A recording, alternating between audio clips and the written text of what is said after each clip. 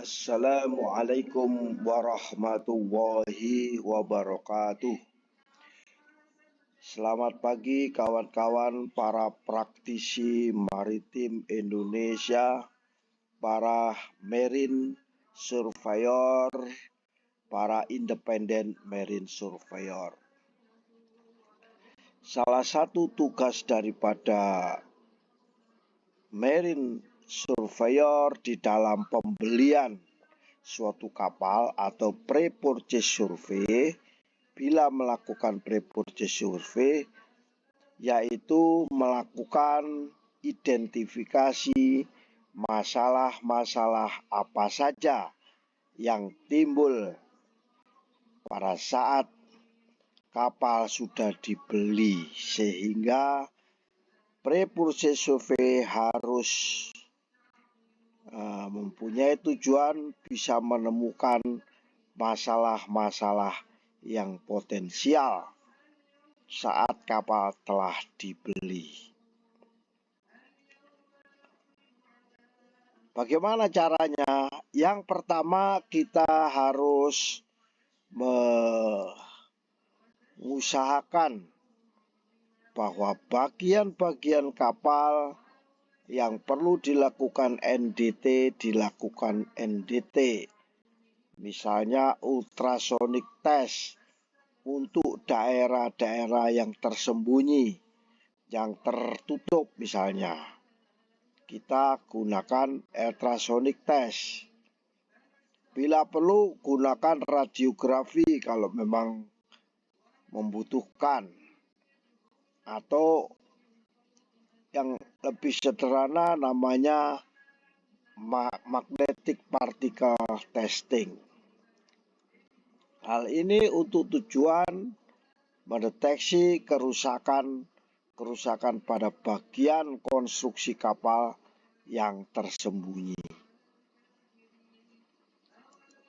Yang nomor 2 yaitu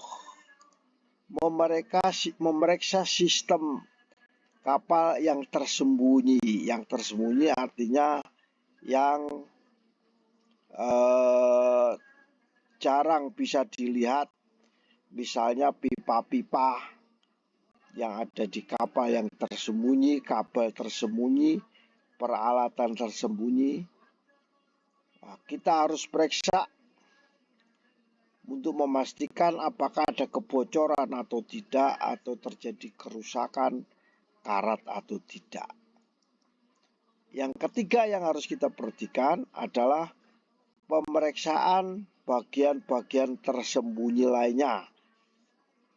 Boleh kita masuk ruang bilga bila itu terbuka, atau ruang kargo bila tidak ada muatan, atau ruangan-ruangan yang ada di bawah geladak. Yang keempat yang harus kita perhatikan adalah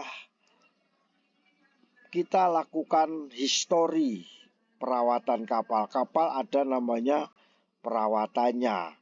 Bila kapal tidak dirawat dengan baik, historinya juga tidak baik, dan kita harus bisa melakukan evaluasi terhadap histori perawatan kapal. Kita periksa catatannya yang ada di dalam logbook atau catatan-catatan lain. Bagaimana perbaikan kapal, bagaimana pengedokannya, apakah on schedule atau tidak. Itu bisa terlihat dari buku catatan ya. Apakah ada masalah-masalah yang berulang kerusakannya? Apakah perawatan itu memadai atau tidak? Itu menunjukkan akan ada masalah pada masa depan. Dan yang kelima, yang paling penting juga, yaitu melibatkan tenaga ahli perkapalan, ya, insinyur perkapalan atau naval architect atau pelaut, ya, pelaut yang memang sudah terbiasa mengoperasikan kapal, sehingga bisa memberikan wawasan atau membantu mengidentifikasi masalah. Atau kalau bisa wawancara dengan pelaut. Ya, itulah kira-kira kawan-kawan semua, bahwa mengidentifikasi masalah,